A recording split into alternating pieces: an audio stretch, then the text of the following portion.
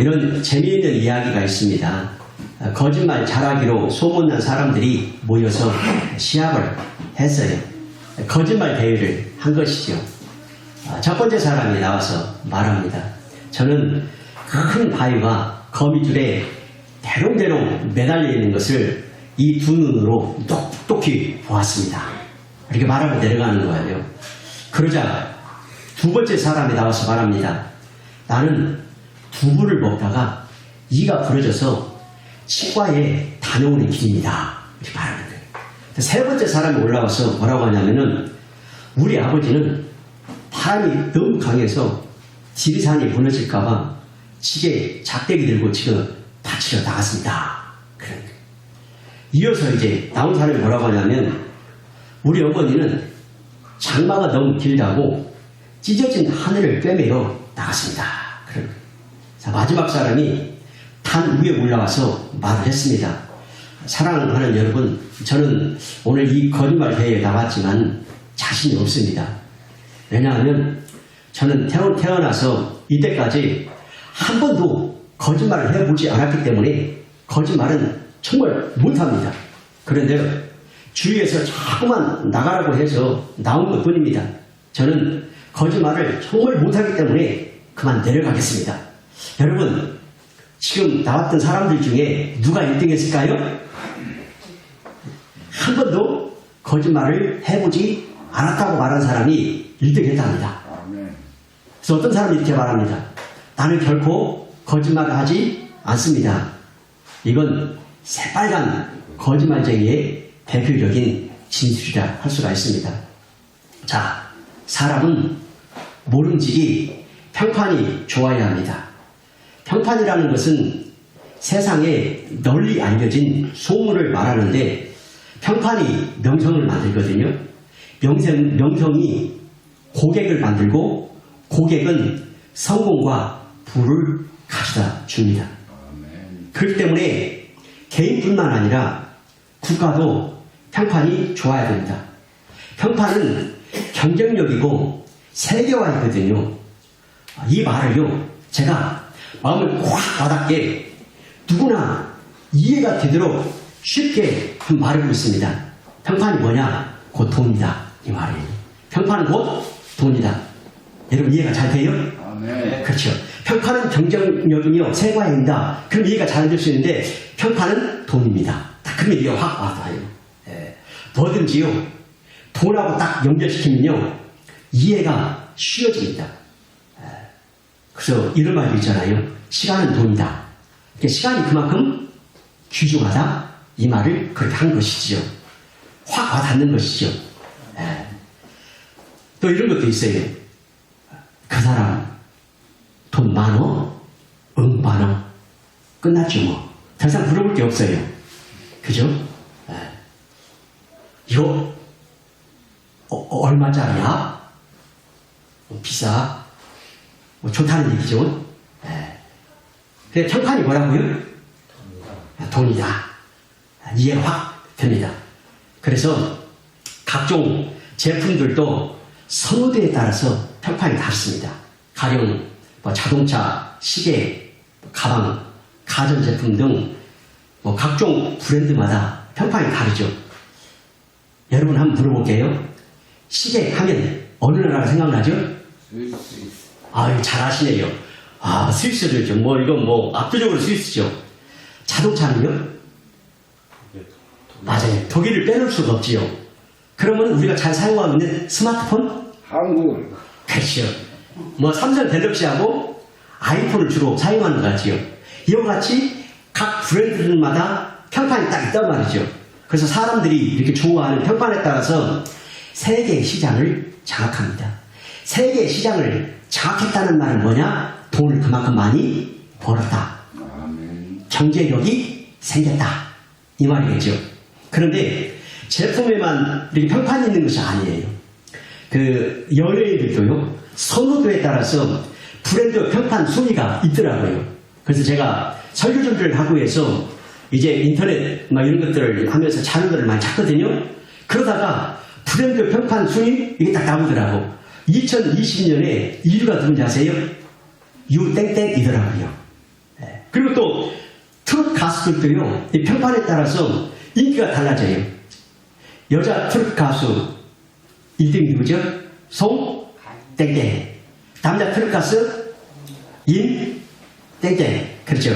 왜 제가 땡땡이라고 했냐면은 저 관련이 별로 없어요. 근데 내가 친척이었으면 이름을 다 댈 건데 친척이 아니야. 그러니까 땡땡이라고 그렇습니다. 이와 같이 제품뿐만 아니라 사람도 다 연예계에 종사하는 사람들도 평판이 좋아졌다는 것이죠. 학교도 그렇고요. 기업도 그렇고 식당도 그래요. 평판이 좋아야 학생들이 몰리고 번성하고 손님이 많아요. 지금요, 유튜브가 세계적인 대세인데요.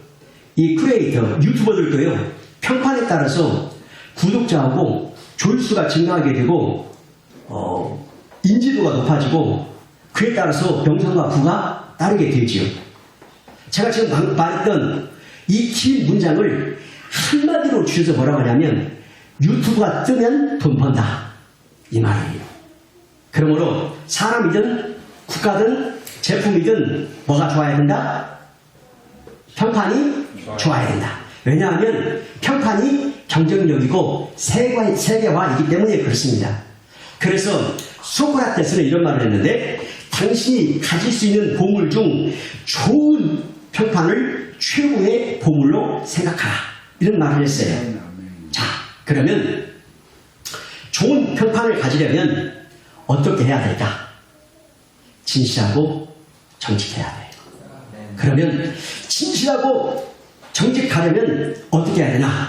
거짓과 속임수를 버려야 돼요. 사실이 아닌 것 가지고 남을 속이는 행위를 단호히 버려야 됩니다. 눈 가리고 아웅 한다는 속담이 있듯이 얕은 수단으로 속이는 것은 결코 오래가지 못해요. 반드시 들통나게 마련이고 신뢰를 잃게 될 뿐이죠. 거짓과 속임수가 나중에 드러나서 이제 세상에서 떠벌려지게 되면 지탄을 받게 되고 버림받게 되고 순식간에 침몰하게 되는 것을 우리가 매스컴을 통해서 종종 보게 되어집니다. 그래서 선진국일수록 도덕의식, 윤리의식의 수준이 매우 높아요. 때문에 선진국일수록 거짓말, 속임수, 기만, 사기 이런 것은 잘 용납하지가 않아요. 워런 버핏은 이런 말을 했습니다. 명성을 쌓는 데는 20년의 세월이 걸리지만 명성을 무너뜨리는 데는 5분도 걸리지 않는다. 링컨은 또 이런 말을 남겼어요. 거짓은 사람들을 잠시는 속일 수 있을지 모른다. 그러나 영원히 우리를 속일 수는 없다. 이렇게 말했어요. 그러므로 좋은 평판을 가지려면 거짓과 속임수를 단호히 버리고 진실하고 정직해야 될 줄 믿습니다. 이런 웃지 못할 이야기가 있더라고요.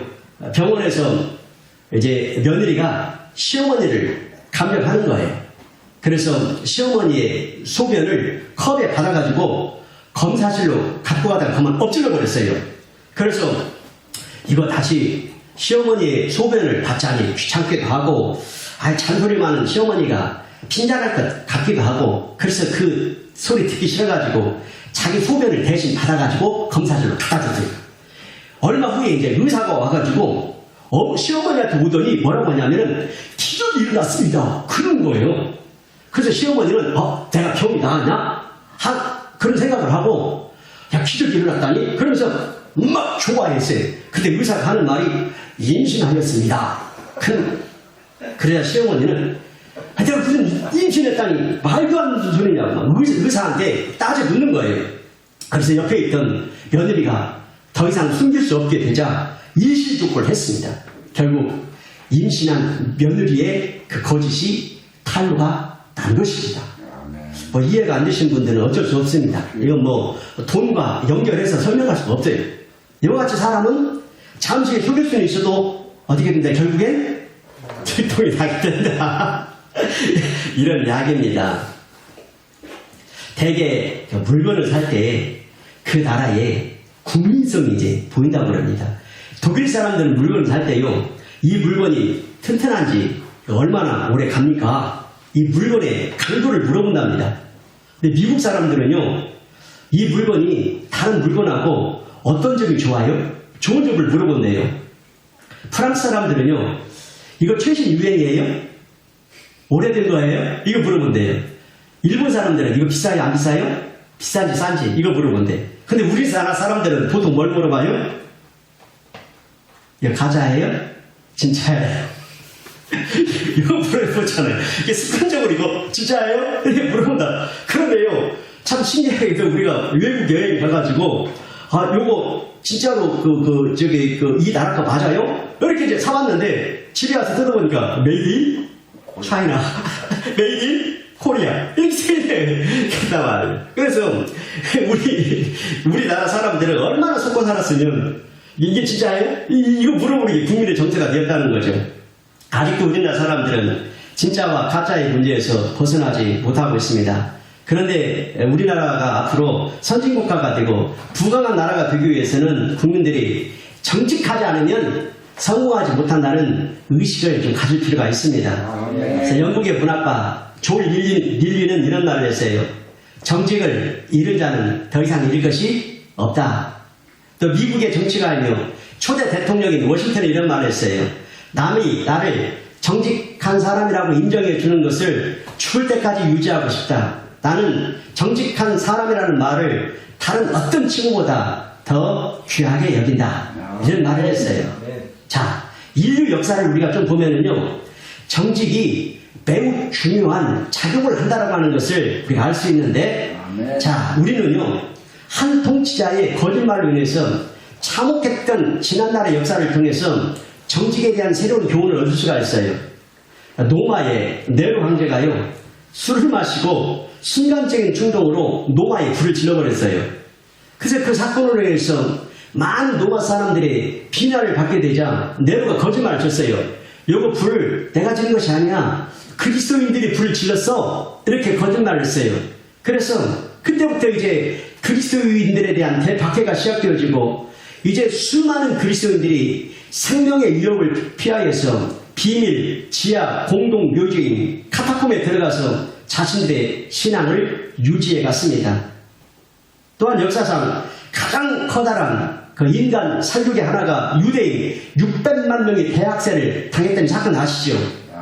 이 사건은 이제 어떻게 해서 야기가 되었냐면 유대인들은 열등한 민족이라는 신념을 갖도록 독일 국민을 최면시켰던 히틀러의 거짓말로 야기가 됐다는 거예요.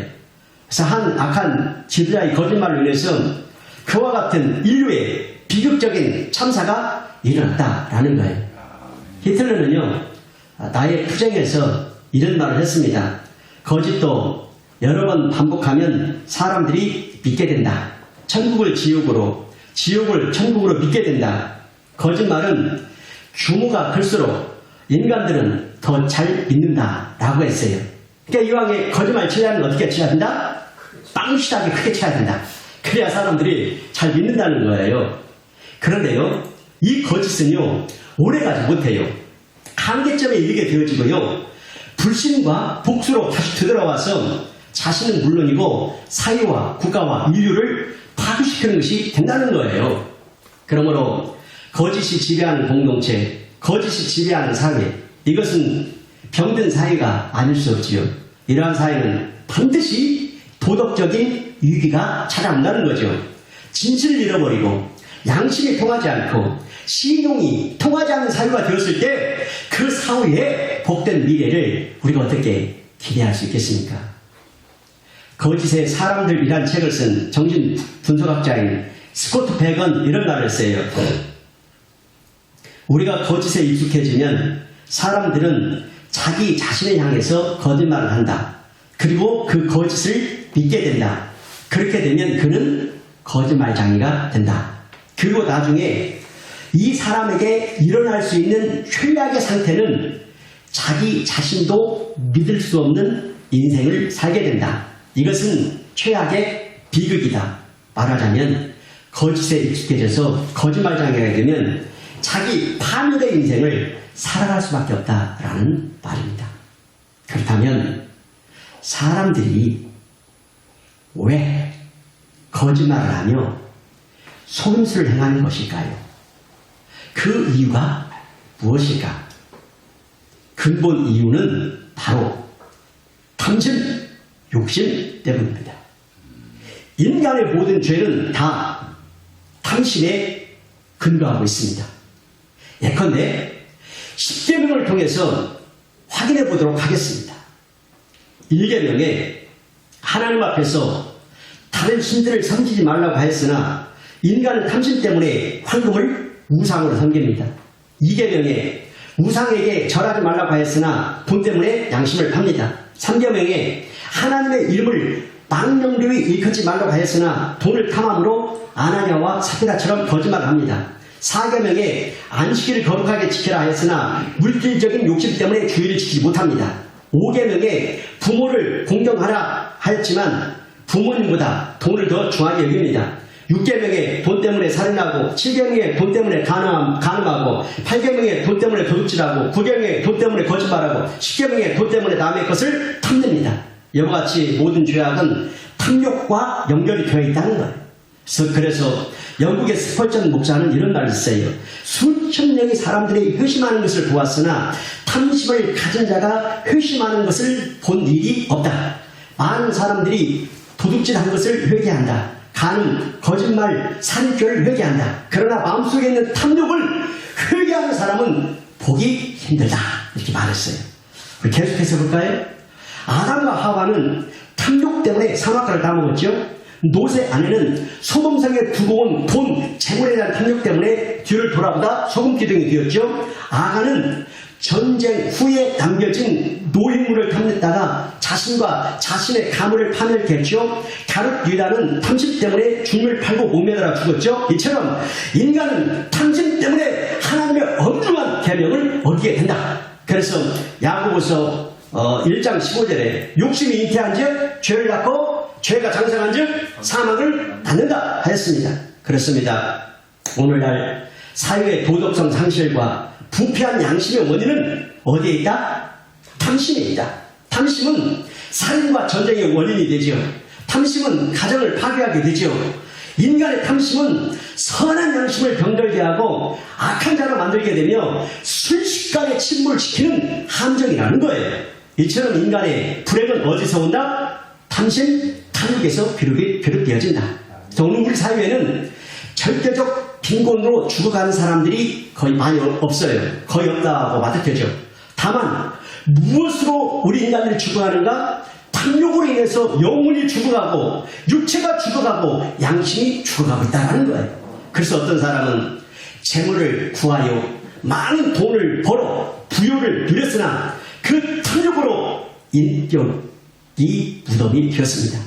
어떤 사람은 사업에 성공했으나 가정을 무덤으로 만들었습니다. 어떤 사람은 쾌락을 누렸으나 건강을 무덤으로 만들었습니다. 왜 그렇습니까? 그 영혼을 파리하게 만들었기 때문입니다. 그러므로 우리의 요구가 원하는 대로 충족된다고 해서 다 좋은 것이라고는 할 수가 없다라는 거예요. 자, 내 영혼이 시들게 되면 모든 것이 뭐가 된다? 무덤이 되는 것입니다. 이상 살펴본 바와 같이 탐심으로 인해서 우리 사람들은 거짓과 속임수를 행하게 되고 이 거짓과 속임수는 불행과 비극을 불러오게 되는 원인이 된다는 거예요. 그렇다면 마지막으로 우리가 던져야 할 중요한 질문이 있습니다. 그러면 우리가 어떻게 이 거짓과 속임수를 극복하고 예방할 수 있을까라는 것입니다.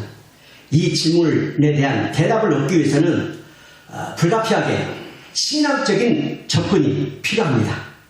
그래서 저는 오늘 여러분에게 거짓을 극복하고 속임수를 예방할 수 있는 신앙적인 가장 좋은 대안 한 가지를 말씀드리려고 합니다. 그 대안이 뭐냐? 바로 한번 따라합시다. 고람되오. 하나님을 의식하는 것이라는 거예요. 하나님 앞에서 사는 것이다. 고람되오. 하나님 앞에서 산다. 하나님을 의식한다. 이것이 거짓과 속임수를 예방할 수 있는 아주 좋은 대안이라고 할 수가 있습니다. 사람보다 우리는 하나님을 더 의식해야 됩니다. 하나님을 믿고 사는 우리 그리스도인들은 특히 더 하나님과 함께 살아야 되는 줄 믿습니다. 우리가 거짓과 속임수를 극복하고 예방하려면 사람보다도 당신보다도 하나님을 더 의식하는 습관이 되어 있어야 되는 줄 믿습니다. 그러면 하나님을 의식하는 습관을 어떻게 가질 수 있는가? 이것은 말씀 묵상의 훈련과 진지한 기도 생활을 통해서 가능해지는 것입니다. 대부분의 경우 저와 여러분이 할 수 없이 거짓말을 하게 될 경우를 가만히 한번 분석해 보십시오. 어쩔 수 없이 불가피하게 거짓말을 할 경우, 그럴 때 보면은 하나님보다 사람을 더 의식하였기 때문일 거예요. 그죠? 하나님보다 사람을 의식하면 우리가 거짓말을 하게 된다는 것이죠. 내가 이렇게 말하면 다른 사람들이 나를 어떻게 생각할까? 이와 같은 자기 최면, 자기 유심 때문에 할 수 없어요. 선의의 거짓말을 해요. 때로는 탐심으로 인해서 악의적인 거짓말을 하는 경우도 있을 거예요. 하지만 모든 상황 가운데서 코란데요. 하나님을 의식한다면 당장은 욕을 먹을 수 있어요. 손실이 와요. 명예가 실추되는 일이 있더라도 보다 진실하게 말하고 정직하게 행동할 수 있다는 거예요. 우리가 하나님을 의식한다면 손해가 따르고 욕을 먹고 명예가 실추되어도 진실하고 정직하게 살 수 있다는 거예요. 때로는 나를 방어하기 위해서, 아니면 나를 과장하기 위해서, 혹은 나를 거칠하기 위해서, 내 체면을 위해서, 혹은 나의 수치를 가리기 위해서 우리가 작은 거짓과 실수를 범하기도 하죠. 하지만 어떤 경우라도 우리가 범사, 아주 좋은 단어죠. 범사에 하나님을 의식할 때 우리는 좀 더 정직할 수 있는 줄 믿습니다. 그렇습니다. 만고불변의 진리는 진실이 힘이고 정직이 재산이라는 거예요. 그래서 셰익스피어는 이런 말을 했어요. 정직만큼 풍요로운 유산은 없다, 이렇게 말했어요. 정직은요, 마치 집을 세우는 것과 같은데, 집을 세울 때 약삭과 요령껏 쌓아 올리는 것을 현명하고 효율적이라고 말하는 사람은 없을 거예요. 집을 세울 때 튼튼하게 안전하게 집을 세우기 위해서는 무엇보다도 정직하고 우직한 마음이 필요합니다. 그렇게 쌓아 올린 집은 오랜 가치를 가질 수가 있습니다. 그래서 에머슨이라는 사람이 이런 말을 했죠. 정직은 가장 확실한 자본이다, 이렇게 말을 했어요. 그러므로 우리 그리스도인들은 손해를 보더라도 정직해야 하며 나머지는 하나님이 책임져 주실 것이라는 배짱을 가져야 할 것입니다. 이런 이야기가 있더라고요. 나폴리 총독인 오스나 공작이 배를 타고 뱃놀이를 즐기고 있었어요. 그 배에는 수많은 죄수들이 그 갑판 아래에서 노를 젓고 있었어요. 그래서 총독이 흥미나고 기분이 좋았던지 그 노를 젓고 있는 그 죄수를 한 사람 한 사람을 불러가지고 이렇게 물었어요. 당신은 무슨 죄를 지었기에 여기 왔는가? 그렇게 물었더니 때는 밑에다 하고 저마다 별명을 막 둘러댑니다. 저는 죄가 없습니다 라는 죄수, 판사가 잘못 판결했습니다 라는 죄수, 증인이 거짓말을 했습니다 라는 죄수, 친구가 변명을 해가지고, 친구가 배반을 해가지고 억울한 누명을 썼습니다 라는 죄수, 한 사람도 죄인이라고 말하는 사람은 없어요. 그런데 마지막 죄수는 고개도 들지도 못하고 흐느끼며 말합니다. 저는 마땅히 벌을 받을 죄를 졌습니다. 돈이 필요해서 남의 것을 좀 훔쳤습니다. 저는 지금 벌을 받는 것이 당연합니다. 그러자 총독이 뭐라 했냐면은, 야, 이놈은 과연 나쁜 놈이구나. 이 죄수를 여기다 놔두면 다른 사람에게 해가 될 테니까 빨리 밖으로 내쫓아라. 그래서 이 죄수는 자유의 몸이 되었다는 얘기죠.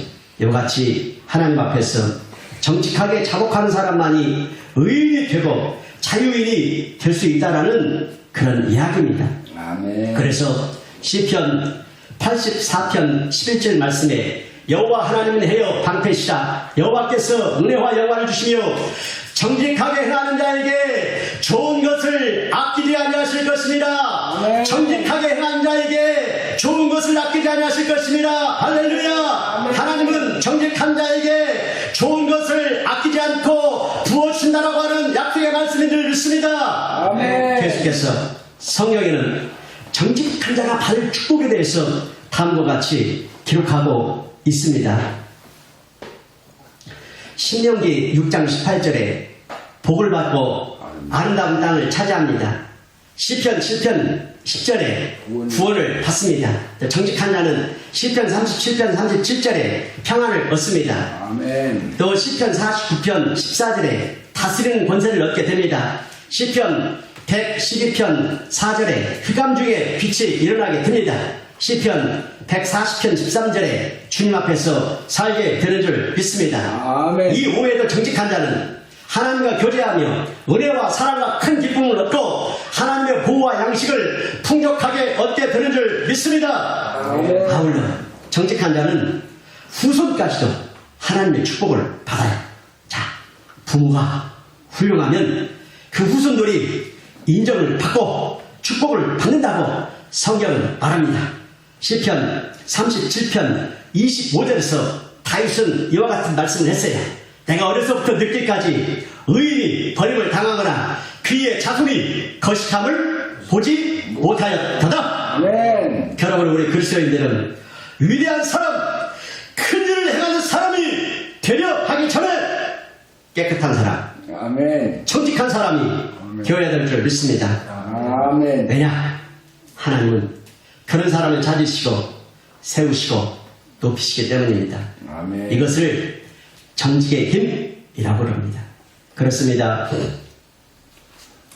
세상 사람들이 볼 때는 조금 어리숙하고 바보스럽게 좀 보일지라도 깨끗하고 순수하고 진실하고 정직한 사람을 하나님께서는 찾으시고 인정해 주시고 세우시고 아멘. 높여주심을 믿습니다. 아멘. 그러므로 우리 그리스도인들이요, 순수하고 정직합시다. 아멘. 향기로운 성도가 되십시다. 아멘. 어디에서 꽃향기가 풍겨옵니다. 나도 모르게 창문을 엽니다. 어디선가 악취가 풍겨옵니다. 나도 모르게 창문을 닫습니다. 마음의 분도 이와 같습니다. 향기를 풍기는 사람에게는 가까이 가고 싶지만 주여. 악취를 풍기는 사람에게서는 달아나고 싶습니다. 그렇다면 우리는 어떤 사람이 되어야 할까요? 그리스도의 향기가 나는 사람이 되시기를 예수님의 이름으로 축원합니다. 아멘. 아멘.